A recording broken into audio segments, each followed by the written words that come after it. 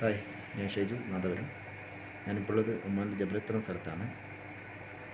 അതായത് ഈ ഒരു വീഡിയോയിൽ നിങ്ങൾക്ക് കാണിച്ചു തരാൻ പോകുന്നത് അതായത് നമ്മുടെ നാട്ടിലെ ഒരു കൺസ്ട്രക്ഷനും അതായത് നാട്ടിലെ ഒരു ബിൽഡിങ്ങും ഗൾഫിലെ ഒരു ബിൽഡിങ്ങും തമ്മിലുള്ള നിർമ്മാണത്തിലുള്ള ഒരു വ്യത്യാസമാണ് ഞാൻ ഈ വീഡിയോയിൽ നിങ്ങൾക്ക് കാണിച്ചു തരാൻ പോകുന്നത്.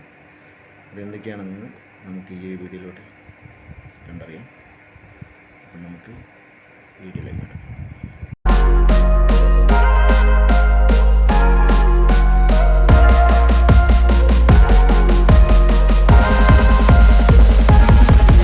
ഇപ്പം നല്ലൊരു മഴ പെയ്ത് തോർന്നേ ഉള്ളൂ. ഇവിടുത്തെ ബിൽഡിങ് നിങ്ങൾ നോക്കിയാൽ അറിയാൻ പറ്റും, സൺസൈഡില്ല മെയിനായിട്ടും. ഈ ഒരു പ്രത്യേകതയാണ്. അതുമാത്രമല്ല, നമ്മുടെ നാട്ടിലെ ബിൽഡിംഗ് ആണെങ്കിൽ തറ കെട്ടിക്കഴിഞ്ഞാൽ അതിനുശേഷം ചുമര് കെട്ടി പൊങ്ങുന്ന സമയത്ത് ഒരു 2-10 ഹയർ ഹൈറ്റ് എത്തുമ്പോൾ ഒരു ഡിൻഡിൽ വറക്കും. അതിലാണ് കട്ടില ഫിറ്റ് ചെയ്യുന്നത്.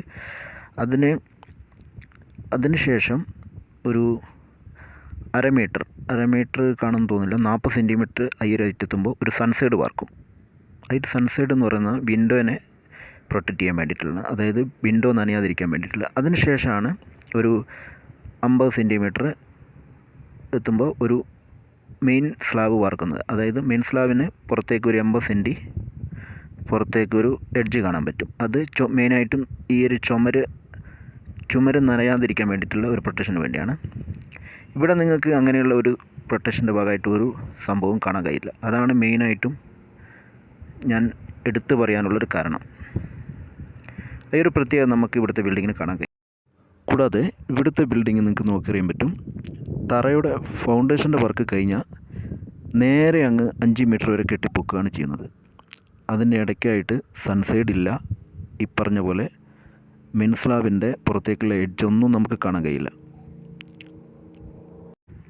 കൂടാതെ ഇവിടുത്തെ ഏതൊരു ബിൽഡിങ് നിങ്ങൾ നോക്കിക്കഴിഞ്ഞാലും നിങ്ങൾക്ക് കാണാൻ കഴിയും, മിന്നൽ പ്രൊട്ടക്ഷൻ്റെ ഭാഗമായിട്ടുള്ള കോപ്പറിൻ്റെ ഒരു എർത്ത് ബട്ട ഇങ്ങനെ ചുമരിൽ തറച്ചായിട്ട് നമുക്ക് കാണാൻ പറ്റും. അത് നേരെ കൊണ്ടുവന്ന് ഈ ഒരു ട്രെഞ്ച് റാഡിൽ കണക്ട് ചെയ്തിട്ടുണ്ടാവും.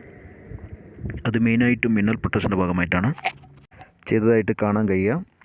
പക്ഷേ ഇത് നല്ലൊരു ചിലവുള്ള ഒരു സംഭവം തന്നെയാണ്. അതായത് ഈ ഒരു കോപ്പർ പട്ട ചെയ്യുന്നത് നല്ല ഒരു കോസ്റ്റ്ലി ആയിട്ടുള്ള സംഭവമാണ്. പക്ഷേ ഇത് മിന്നലടിച്ച് കഴിഞ്ഞാൽ ചുമര് പിളർക്കുന്നൊരു സംഭവം ഇതിൽ നിന്നും ഒഴിവാക്കാൻ കഴിയും. കൂടാതെ ഇതിനകത്തുള്ള ഇലക്ട്രിക്കൽ എക്യുപ്മെൻറ്റ് സേഫ്റ്റി ആയിരിക്കും, അത് കേടുകൂടാതെ ഇരിക്കും. അത് നല്ലൊരു കാര്യം തന്നെയാണ്, നമ്മുടെ നാട്ടിലാരും ചെയ്യാത്തൊരു കാര്യമാണ്. കൂടാതെ നിങ്ങളിവിടുത്തെ ബിൽഡിങ്ങിൻ്റെ ഡോറ് നോക്കി അറിയാൻ പറ്റും, GIയുടെ ഡോറാണ്. അത് നല്ല സ്ട്രോങ്ങുള്ള ഡോറ്. ഇവിടെ മരത്തിൻ്റെ ഡോറും വീടുകളൊക്കെ കാണാൻ കഴിയും. പക്ഷേ കൂടുതലായും ബിൽഡിങ്ങിന് ഈ ഒരു GIയുടെ ഡോറാണ് നമുക്ക് കൂടുതലായിട്ട് കാണാൻ കഴിയുക.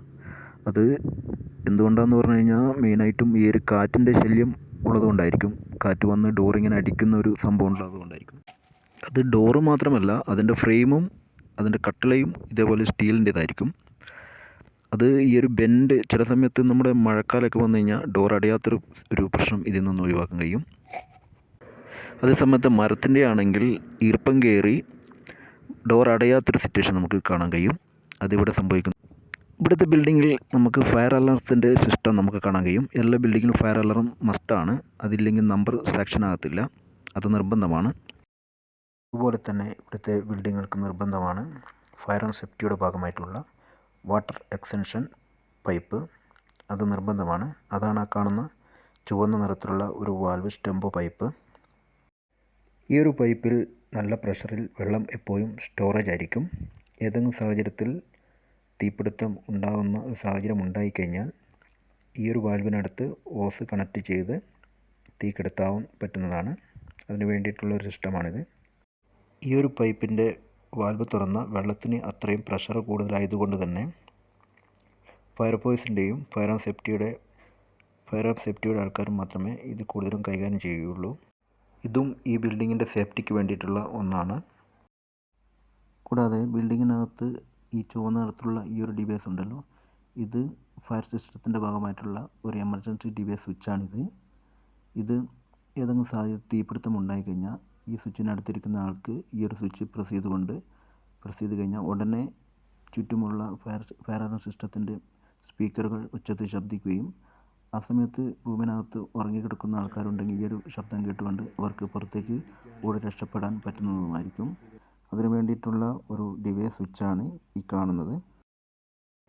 കൂടാതെ ഇവിടുത്തെ ബിൽഡിങ്ങിനകത്ത് നിർബന്ധമായും കിച്ചണിലും മറ്റും ഉപയോഗിക്കേണ്ട ഫയർ എക്സ്റ്റൻഷൻ എക്യുപ്മെൻ്റാണ് നിങ്ങൾ ഈ കാണുന്നത്. ഇതിൽ മേലെ കാണുന്നത് ഫയർ ബ്ലാങ്കറ്റാണ്. തീയുടെ അടുത്ത് പോകുമ്പോൾ ഈ ഒരു ബ്ലാങ്കറ്റ് ധരിച്ച് വസ്ത്രം തീ പിടിക്കാതിരിക്കാൻ സുരക്ഷിതമായിരിക്കാൻ പറ്റും. മറ്റേത് തീ കെടുത്താൻ വേണ്ടിയിട്ടുള്ള ഫോം സിലിണ്ടറാണ്. ഇതും തീ അണയ്ക്കാൻ വേണ്ടി ഉപയോഗിക്കുന്ന ഒരു സിലിണ്ടറാണ്. അതുകൂടാതെ ഈ കാണുന്ന 2 സിലിണ്ടറും, ഒന്ന് ഫോമും മറ്റേത് CO2 പൗഡറുമാണ്. ഇലക്ട്രിക് സംബന്ധമായിട്ടുള്ള തീപിടുത്തത്തിന് CO2 പൗഡർ അടിച്ചാണ് തീ കെടുത്താൻ ഉപയോഗിക്കുന്നത്. അല്ലാതെയുള്ള തീ കെടുത്താൻ വേണ്ടി ഫോമും ഉപയോഗിക്കും. ഇത് രണ്ടും ഇത്രയും എക്യുപ്മെൻറ്റ് ഉപയോഗിക്കുന്നുണ്ടെങ്കിലും ഈ ഒരു എക്യുപ്മെൻറ്റിൻ്റെ പ്രവർത്തനം കാര്യക്ഷമമായി നടക്കണമെങ്കിൽ ഇടയ്ക്ക് ഇതിന് മെയിൻ്റനൻസ് അത്യാവശ്യമാണ്. അതിനും നല്ലൊരു ചിലവ് തന്നെ ഇതിന് അത്യാവശ്യം. ഈ ഒരു എക്യുപ്മെൻറ്റിൽ ഇതിൻ്റെ പ്രവർത്തനം പരിശോധിച്ച് ഇതിൽ ഇൻസ്പെക്ഷൻ നടത്തി ഇതിൽ സ്റ്റിക്കർ പതിക്കേണ്ടത് നിർബന്ധമാണ് വർഷം. ഫയർ എക്സ്റ്റൻഷൻ്റെ ഭാഗമായിട്ടുള്ള ഇത്തരത്തിലുള്ള എക്യുപ്മെൻറ്റ് ഇപ്പോഴും നാട്ടിലും നിർബന്ധമായി തുടങ്ങിയിട്ടുണ്ട്. അതുപോലെ ഇവിടുത്തെ ബിൽഡിങ്ങൊക്കെ പുറത്തടിച്ചിരിക്കുന്ന പെയിൻറ്റ് നിങ്ങൾക്ക് നോക്കി അറിയാൻ പറ്റും. ഒട്ടും പായലില്ലാത്തൊരു സാഹചര്യം നമുക്ക് കാണാൻ കഴിയുന്നത്. ഇതെന്തുകൊണ്ടാണെന്ന് വെച്ച് കഴിഞ്ഞാൽ ഇവിടെ പുറത്തടിച്ചിരിക്കുന്ന പെയിൻറ്റ് മെയിനായിട്ടും എക്സ്റ്റീരിയൽ വാട്ടർ പ്രൂഫ് ഫൈബർ കണ്ടൻറ്റ് എക്സ്റ്റീരിയൽ പെയിൻറ്റാണ് അടിച്ചിരിക്കുന്നത്. അതുകൊണ്ട് തന്നെ വർഷങ്ങളോളം ഈ ഒരു വെണ്മ ഇതിങ്ങനെ നിലനിൽക്കും. ഇതിലൊട്ടും പായലോ പൂപ്പലോ നമുക്ക് കാണാൻ കഴിയില്ല. ഇതും നല്ല ചിലവുള്ള ഒരു പെയിൻറ്റിങ് മെത്തേഡാണ്. ഇതാണ് നമുക്കിവിടെയും കൂടുതലായി കാണാൻ കഴിയുക. പക്ഷേ നാട്ടിലും ഇപ്പം കൂടുതലും ബിൽഡിങ്ങുകൾക്കും വീടുകൾക്കും ഇതുപോലുള്ള ഫൈബർ കണ്ടൻറ്റ് എക്സ്റ്റീരിയൽ പെയിൻറ്റുകൾ, വാട്ടർ പ്രൂഫ് എക്സ്റ്റീരിയൽ പെയിൻറ്റുകൾ കൂടുതൽ അടിച്ചു വരുന്നതായിട്ട് കാണുന്നുണ്ട്. ഇത് മഴയുടെ ഒരു പ്രശ്നം ഉള്ളത് കൊണ്ട് തന്നെ പൂപ്പലിൽ നിന്നും പായലിൽ നിന്നും പെയിൻറ്റിങ് അതുപോലെ തന്നെ വർഷങ്ങളോളം നിലനിൽക്കുന്നതായിട്ട് നമുക്ക് കാണാൻ കഴിയും. അതുകൊണ്ടാണ് ഈ ഒരു മെത്തേഡ് കൂടുതൽ ആൾക്കാരും ഫോളോ ചെയ്യാൻ കാരണം. പക്ഷേ സാധാരണ ചെയ്തു വരുന്ന പെയിൻറ്റിങ്ങിൻ്റെ ഇരട്ടി കോസ്റ്റ്ലിയാണ് ഇതിന് വേണ്ടി വരുന്നത്. അതുകൊണ്ട് തന്നെ അത്യാവശ്യം ആൾക്കാർ മാത്രമേ ഇങ്ങനെയുള്ള മെത്തേഡുകൾ സ്വീകരിക്കുന്നുള്ളൂ. പക്ഷേ അതിൻ്റെ ഒരു മേന്മ കൂടുതൽ കാലം നിലനിൽക്കും. അതുപോലെ ഇവിടുത്തെ ബിൽഡിങ്ങൊക്കെ പുറത്ത് മെറ്റൽ കല്ല് ഇതുപോലെ നിരത്തിയായിട്ട് നമുക്ക് കാണാൻ കഴിയും. ഇത് മെയിനായിട്ടും മഴ പെയ്യുന്ന ഒരു സാഹചര്യം ഉണ്ടായിക്കഴിഞ്ഞാൽ വെള്ളം പെട്ടെന്ന് തന്നെ ഭൂമിയിലേക്ക് ഊർന്നിറങ്ങി പോകാൻ വേണ്ടിയിട്ടുള്ള സാഹചര്യം ഉണ്ടാക്കാൻ വേണ്ടിയാണെന്ന് എനിക്ക് തോന്നുന്നത്. കൂടാതെ ചെളിയുടെ ഒരു മെയിനായിട്ടുള്ള ഒരു ശല്യം ഇതുമൂലം ഇല്ലാതാക്കാൻ കഴിയും മെറ്റൽ കല്ല് നിരത്തിയത് കൊണ്ട്. ഈ ഒരു മെത്തേഡ് നമ്മുടെ നാട്ടിലും ഫോളോ ചെയ്ത് വരുന്ന ഒരു സമ്പ്രദായം തന്നെയാണ്. മെറ്റൽ കല്ല് മുറ്റത്ത് നിരത്തി വെള്ളം ഭൂമിയിലേക്ക് ഇറങ്ങാൻ വേണ്ടി സഹായിക്കുന്നതിന് വേണ്ടിയിട്ടുള്ള ഈ ഒരു സമ്പ്രദായം. ചിലർ ഇതിന് പകരമായി ഇൻ്റർലോക്ക് പതിച്ചതായിട്ടും കാണാൻ കഴിയും. അതുപോലെ നാട്ടിലെങ്ങും കാണാത്ത ഒരു സമ്പ്രദായമാണിത്. മെയിൻ സ്ലാബിൻ്റെ മേലെയായിട്ട് റൂഫിൽ ഇതുപോലെ ടൈല് പതിച്ചായിട്ട് എല്ലാ ബിൽഡിങ്ങിലും ഇവിടെ കാണാൻ കഴിയും. ഇത് മെയിനായിട്ട് മഴവെള്ളത്തിൻ്റെ ഒരു ലീക്ക് തടയാൻ വേണ്ടിയിട്ടാണോ എന്ന് എനിക്ക് തോന്നുന്നത്. മാത്രമല്ല ഇവിടുത്തെ കൊടും ചൂടിൽ മെയിൻ സ്ലാബിന് വിള്ളൽ വരാതിരിക്കാൻ വേണ്ടിയിട്ട് അങ്ങനെയും നമുക്ക് കണക്കാക്കാം. ഇതിവിടുത്തെ എല്ലാ ബിൽഡിങ്ങിലും കാണാൻ കഴിയും. ഇതുപോലെ മെയിൻ സ്ലാബിൽ ടൈൽ പതിച്ചായിട്ട് കാണാൻ കഴിയും. ഒമാൻ്റെയും കേരളത്തിൻ്റെയും ബിൽഡിംഗ് കൺസ്ട്രക്ഷൻ രീതിയിൽ ആയാലും അത് സേഫ്റ്റിയുടെ കാര്യത്തിലായാലും ഒരുപാട് വ്യത്യാസങ്ങൾ നമുക്ക് കാണാൻ കഴിയും. അതിൽ മെയിനായിട്ടും ഇവിടുത്തെ ബിൽഡിംഗ് നിർമ്മാണ രീതിയിൽ സൺഷെയ്ഡ് ഇല്ലാത്തൊരു കുറവായിട്ടാണ് എനിക്ക് തോന്നിയിട്ടുള്ളത്. ഇത് ഇവിടുത്തെ ബിൽഡിംഗ് നിർമ്മാണ രീതിയിൽ എനിക്കൊരു പുതുമയായിട്ടാണ് തോന്നിയിട്ടുള്ളത്. കാരണം ചെറിയ കാറ്റോടു കൂടി ഒരു മഴ പെയ്തു കഴിഞ്ഞാൽ ഉടനെ ഈ ചുമരിലൂടെ ഒലിച്ചിറങ്ങുന്ന മഴവെള്ളം നേരെ ജനലിൻ്റെ ചെറിയ ഗ്യാപ്പുകളിലൂടെ മുറിക്കകത്തേക്ക് ഒലിച്ചിറങ്ങുന്ന ഒരു സാഹചര്യം കൂടുതലാണ്. ഇത് മെയിനായിട്ടും ഇവിടുത്തെ ആൾക്കാർ അനുഭവിക്കുന്ന ഒരു ബുദ്ധിമുട്ട് തന്നെയായിട്ടാണ് എനിക്ക് തോന്നിയിട്ടുള്ളത്. ബിൽഡിങ്ങിന് വിൻഡോയെ പ്രൊട്ടക്റ്റ് ചെയ്യാൻ സൺഷെയ്ഡ് ഇല്ലാത്തതിൻ്റെ ഒരു പോരായ്മ കൊണ്ടാണ് ഇങ്ങനെ സംഭവിക്കുന്നത്. നമ്മുടെ കേരളത്തെ സംബന്ധിച്ച് പറയുകയാണെങ്കിൽ മഴ കൂടുതൽ ലഭിക്കുന്ന ഒരു സംസ്ഥാനമായതുകൊണ്ട് തന്നെ എല്ലാ ബിൽഡിങ്ങുകൾക്കും സൺസെറ്റ് നിർബന്ധമായിട്ട് നമുക്ക് കാണാൻ കഴിയും. പക്ഷേ ഒമാനെ സംബന്ധിച്ച് പറയുകയാണെങ്കിൽ കേരളത്തിൻ്റെ അത്ര മഴ ലഭിക്കുന്നില്ലെങ്കിലും കൂടുതലും മഴ ലഭിക്കുന്ന ഒരു സ്ഥലം തന്നെയാണ് ഇവിടെ. കാരണം എല്ലാ വർഷവും നല്ല മഴ ലഭിക്കുകയും വെള്ളപ്പൊക്കം പോലെയുള്ള ദുരിതങ്ങൾ അനുഭവിക്കുകയും ചെയ്യുന്ന ഒരു രാജ്യമാണിത്. എന്നിരുന്നാലും ബിൽഡിംഗ് നിർമ്മാണ രംഗത്ത് എന്തൊക്കെ സുരക്ഷാ മാനദണ്ഡങ്ങൾ പാലിക്കണോ അതൊക്കെ പാലിച്ചുകൊണ്ട് തന്നെയാണ് ഇവിടുത്തെ ബിൽഡിംഗ് നിർമ്മിക്കുന്നത്. ഈ ഒരു കാര്യത്തിൽ ഇവിടുത്തെ ഗവൺമെൻറ് യാതൊരു വിട്ടുവീഴ്ചയും ചെയ്യുകയില്ല. ഈ ഒരു രീതിയിലായിരിക്കണം ഇവിടുത്തെ ബിൽഡിംഗ് നിർമ്മാണം എന്നുള്ളത് ഇവിടുത്തെ ഗവൺമെൻറ് സ്ട്രിക്റ്റ് ആയിട്ടുള്ള കാര്യം തന്നെയാണ്. അല്ലെങ്കിൽ ഈ ബിൽഡിംഗ് നമ്പർ സെക്ഷൻ ആകാൻ വേണ്ടി കുറച്ച് ഇതിന് ഫോർമാലിറ്റീസും പ്രശ്നങ്ങളൊക്കെ ഉണ്ട്. അതുകൊണ്ട് തന്നെ ഇവിടെ എല്ലാ ബിൽഡിങ്ങും ഇതേപോലെ തന്നെ ഇവിടെ പണിയുന്നത്. പിന്നെ ബിൽഡിങ്ങിനെല്ലാം നല്ല സേഫ്റ്റി തന്നെയാണ്. സുരക്ഷ എന്തൊക്കെ പ്രൊട്ടക്ഷൻ കൊടുക്കണോ അതൊക്കെ കൊടുത്തുകൊണ്ട് തന്നെ എല്ലാ സുരക്ഷാ മാനദണ്ഡങ്ങളും പാലിച്ചുകൊണ്ട് തന്നെയാണ് ഇവിടുത്തെ ബിൽഡിംഗ് പണിയുന്നത്.